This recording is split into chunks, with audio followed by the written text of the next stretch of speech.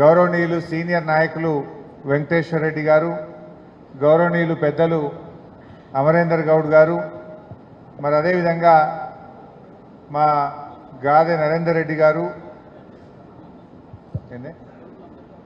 మా ఉద్యమకారుడు కోల్పుల అమరేందర్ గారు, అదేవిధంగా పద్మమ్మ గారు, మరి చాలామంది ఉన్నట్టున్నారు, రాజవర్ధన్ రెడ్డి గారు, రమేష్ గౌడ్ గారు, వేదిక మీద ఉన్న ఉద్యమకారులకు, పార్టీ సీనియర్ నాయకులకు, ఇంత పెద్ద ఎత్తున భువనగిరి నియోజకవర్గ సమావేశానికి వచ్చిన మా బీఆర్ఎస్ కుటుంబ సభ్యులు, జర్నలిస్ట్ సోదరులందరికీ పేరు పేరున నమస్కారం తెలియజేస్తా ఉన్నాను.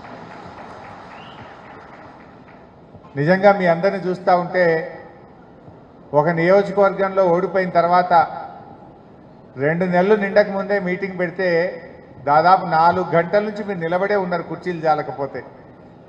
అంటే that shows the strength of our party.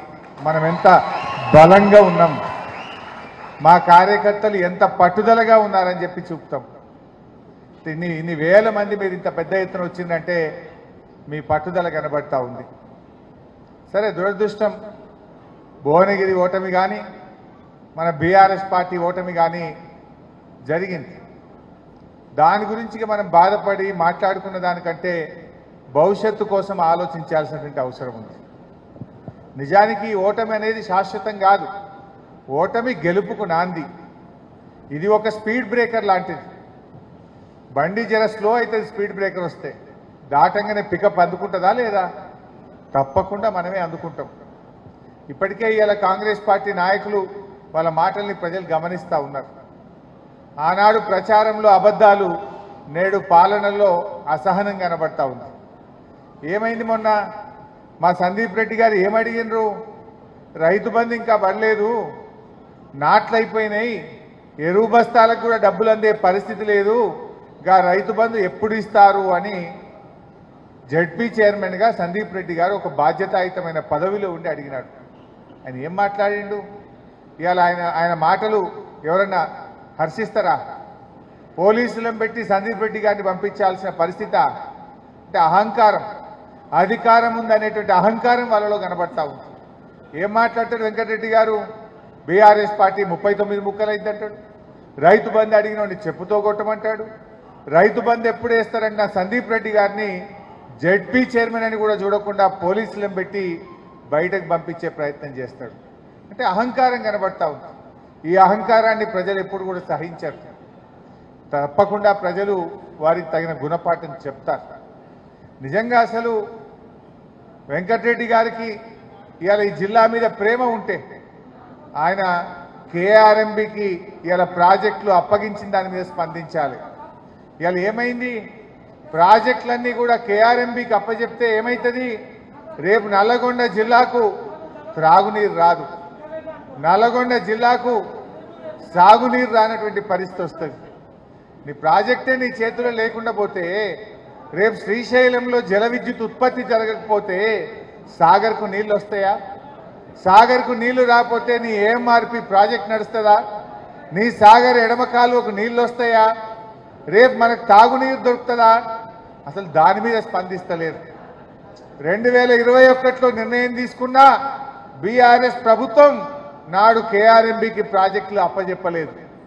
కానీ మీరు పైకేమో మేము అప్పచెప్పమన్నారు, లోపలనేమో సంతకాలు పెట్టొస్తున్నారు.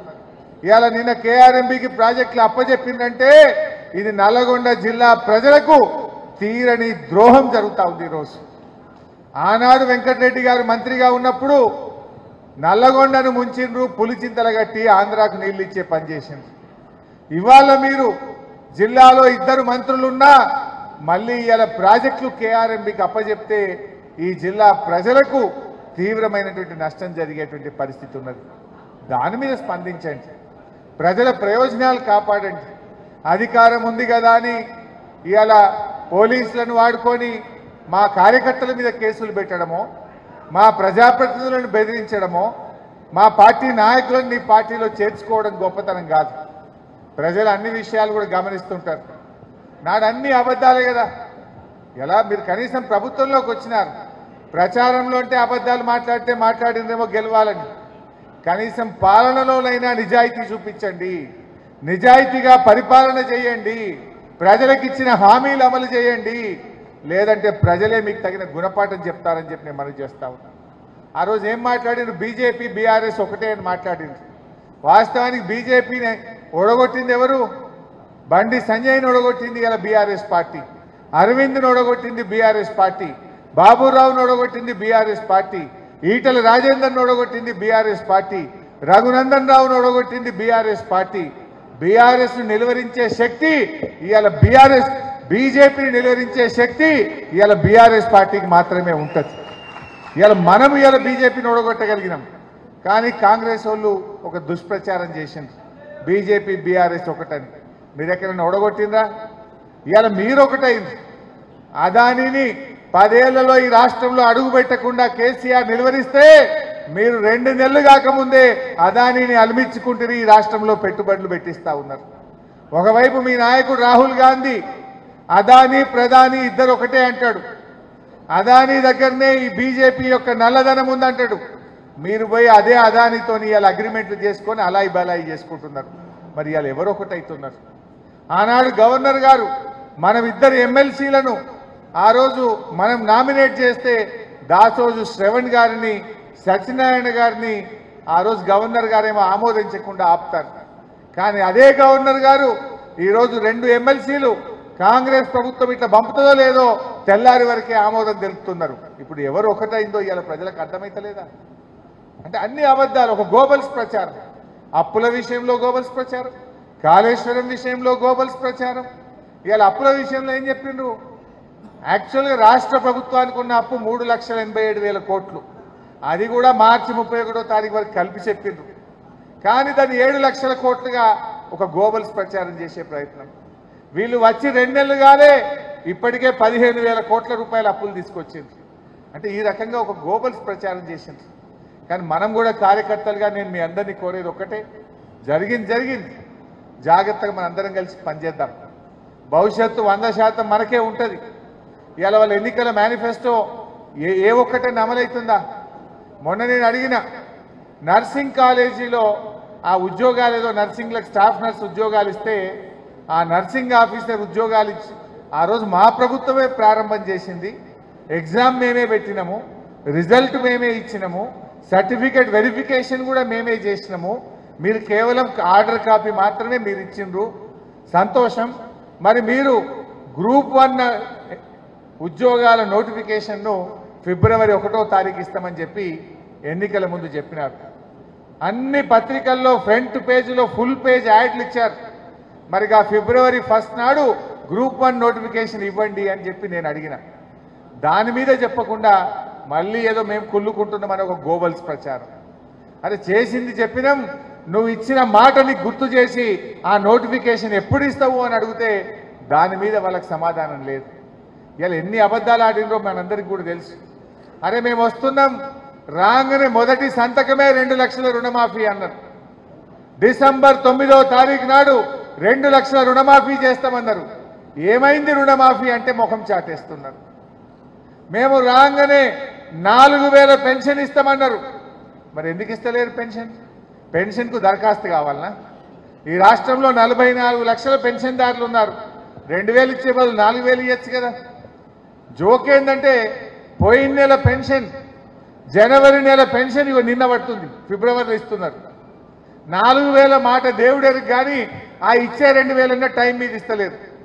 జనవరి నెల పెన్షన్ ఇప్పుడే నేను తెలుసుకున్న మా సర్పంచ్ని అడిగితే నిన్న ఇవాళ ఫిబ్రవరిలో ఇస్తున్నారు. అంటే పెన్షన్ కూడా వృద్ధులకు, వితంతువులకు, వికలాంగులకు ఇచ్చే పెన్షన్ కూడా మీరు సకాలంలో ఇవ్వలేనటువంటి పరిస్థితి ఇవాళ మీ కాంగ్రెస్ పార్టీ. మీకు నిజంగా ప్రజల మీద ప్రేమ ఉంటే మీరేమన్నారు? డిసెంబర్లో 4,000 పెన్షన్ ఇస్తామన్నారు. వెంటనే ఆ 4,000 పెన్షన్ను ఇస్తేనే పార్లమెంట్ ఎన్నికల్లో మీరు ఓటు అడగాలి.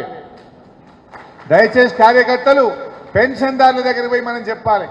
200 ఉన్న పెన్షన్ను 10 అంతలు పెంచి 2,000 చేస్తామంటే మన కేసీఆర్ చేసిండు. మీరు డిసెంబర్లో 4,000 ఇస్తామని మాట తప్పింది. పార్లమెంట్ ఎన్నికల ముందు 4,000 పెన్షన్ ఇవ్వకపోతే మనం కాంగ్రెస్ పార్టీకి తగిన గుణపాఠం చెప్పాలని చెప్పి మీ గ్రామాల్లో, మీ వార్డుల్లో ఉండేటువంటి పెన్షన్దారులను అందరినీ కూడా మీరు ఎడ్యుకేట్ చేయాల్సిన అవసరం ఉంది. రైతు బంధు అరే ఇప్పుడు వస్తే 10,000 మేము వస్తే 15,000 అంటిది. ఏమైనా 15,000 దిక్కులేదు, 10,000 దిక్కులేదు. ఈ విషయాన్ని రైతుల్ని మనం చైతన్యపరచాలి. వీళ్ళు మాట తప్పిండ్రు, రుణమాఫీ విషయంలో మాట తప్పిండ్రు, రైతు బంధు విషయంలో మాట తప్పిండ్రు. మళ్ళా మోటార్లు కాలుతున్నాయి, ట్రాన్స్ఫార్మర్లు కాలుడు శురువైందా లేదా? నిన్నయాలు ఊర్లకు పోతే చెప్తున్నారు, అన్నా మోటార్లు కాలుతున్నాయి, అన్నా మళ్ళా కాంగ్రెస్ వచ్చింది ట్రాన్స్ఫార్మర్లు కాలుతున్నాయి అంటున్నారు. 24 గంటల కరెంట్ అన్నారు. సాయంత్రం 5:30కు పోతే ఒక్కొక్క రోజు తెల్లారి వస్తుంది, ఒక్కొక్క నాడు రాత్రి 11 గంటలకు వస్తుంది. 12-14 గంటల కరెంటు కూడా రైతులకు వస్తలేదు. పొద్దున పూట కూడా ఇవాళ 2 గంటల కరెంట్ తీసేస్తుంది. పొద్దున 6కి పోతుంది, 8-9 దాకా కూడా పొద్దున పూట రైతులకు కరెంటు ఉండలేదు. అంటే ఇలా కరెంటు విషయంలో మోసం, రైతు బంధు విషయంలో మోసం, రైతు రుణమాఫీ విషయంలో మోసం, ఇలా రైతులకు బోనస్ విషయంలో మోసం. ఏం చెప్పింది ఆ రోజు? మేము రాగానే వడ్లకు బోనస్ ఇస్తాం, మీరు వడ్లు అమ్ముకోవద్దు అన్నారు. మరి వాళ్ళు వచ్చిండ్రు, బోనస్ మాత్రం రాలేదు. పోనీ యాసంగి పంట కన్నా బోనస్ మీద తక్షణమే నిర్ణయం తీసుకోవాలని చెప్పి కూడా నేను రైతుల పక్షాన ఈరోజు కాంగ్రెస్ పార్టీని డిమాండ్ చేస్తా ఉన్నా. అంటే ఈ రకంగా ఈ విషయాలన్నీ కూడా మీకు తెలుసు. ఆ 420 హామీల పేపర్లు మీ దగ్గర ఉన్నాయి. దయచేసి గ్రామాల్లో చర్చ పెట్టండి, తండాల్లోకి వెళ్ళి చర్చ పెట్టండి, దళిత వాడల్లో చర్చ పెట్టండి. ఇవాళ దళిత బంధు ఏమైంది? మన ప్రభుత్వం ఇచ్చిన డబ్బులను కూడా బ్యాంకులకు చెప్పి ఫ్రీజ్ చేసినారు. దళిత బంధు డబ్బులు వాడుకోకుండా అకౌంట్లు ఫ్రీజ్ చేసినారు. కలెక్టర్ల దగ్గర ఉన్న డబ్బులు కూడా శాంక్షన్ అయిన వాళ్ళకి ఇవ్వకుండా ఇవాళ అన్యాయం చేస్తూ ఉన్నారు. అంటే దళిత బంధులో విషయంలో ఇవాళ దళితులకు మోసం. అంటే ఇలా అన్ని విషయాలు కూడా ప్రజలకు కొద్దిగా అర్థం అవడం స్టార్ట్ అయింది. మనం కూడా కార్యకర్తలు ఇవాళ మీరు కూడా అంటున్నారు, అయ్యో మేము కొద్దిగా కష్టపడి ఉంటే మా శేఖరణ గెలుస్తుండే, మన కేసీఆర్ ముఖ్యమంత్రి అవుతుండే అని ఇలా ప్రతి కార్యకర్త కూడా అనుకుంటా ఉన్నారు. దయచేసి ఆ పట్టుదలను చూపియండి. ఆ పట్టుదలతోని రేపు పార్లమెంట్ ఎన్నికల్లో ఖచ్చితంగా భువనగిరి మీద గులాబీ జెండా ఎగిరే విధంగా మీరు గట్టిగా కృషి చేయాలి. జరగదంటూ ఏముండదు. పోయినసారి గుర్తు తెచ్చుకోండి, అన్ని ఎమ్మెల్యేలు మనమే గెలిచినాం. ఎంపీ పోయిందా లేదా? ఎమ్మెల్యేలు అన్నీ గెలిచినా పోయినసారి మనం ఎంపీ మిస్ అయినాం. ఇప్పుడు ఎమ్మెల్యేలు వాళ్ళు ఉండొచ్చు, ఖచ్చితంగా ఎంపీ మనం గెలుస్తాం. మీరు పట్టుబట్టే గెలిచి తీరుతాం.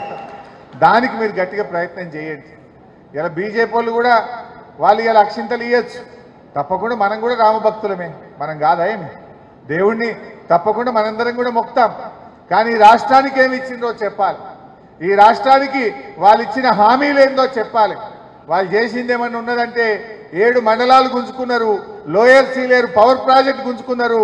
ఇవాళ కేఆర్ఎంబీకి మన ప్రాజెక్టులన్నీ కూడా వాళ్ళ పరిధిలోకి తీసుకొని మనకు అవకాశం లేకుండా చేస్తూ ఉన్నారు. చేసిందైతే ఏమి లేదు.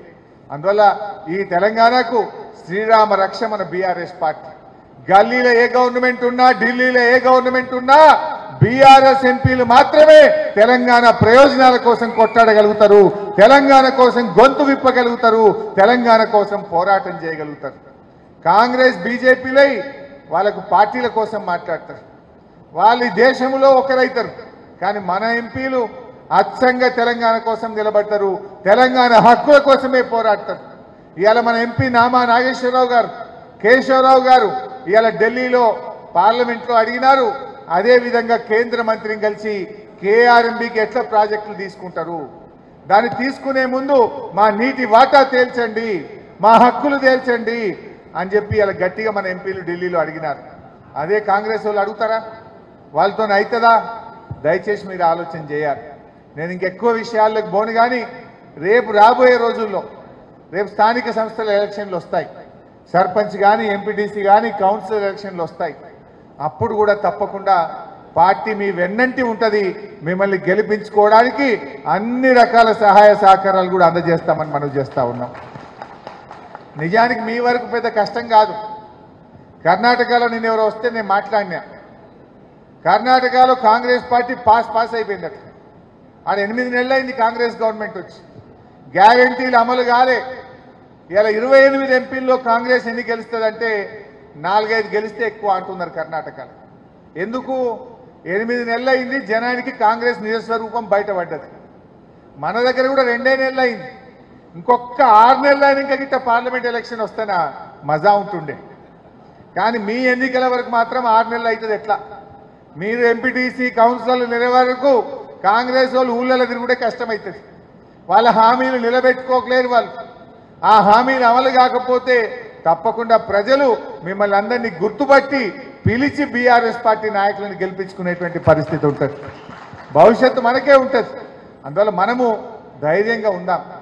ఎవరికైనా ఏదైనా ఇబ్బంది వచ్చినా, అక్రమంగా కేసులు పెట్టినా, కార్యకర్తల్ని వేధించినా జగదీష్ అన్నకో శేఖర్ అన్నకో మీ జిల్లా అధ్యక్షుల వారికి చెప్పండి. ఆ పార్టీ అన్ని రకాలుగా మీకు అండదండగా ఉంటుంది.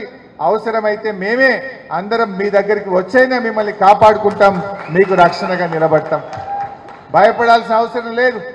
భవిష్యత్తు ఖచ్చితంగా మనకే ఉంటుంది. ఇది ఒక తాత్కాలికమైనటువంటి ఒక విరామం లాంటిదే. ధైర్యంగా పోదాం.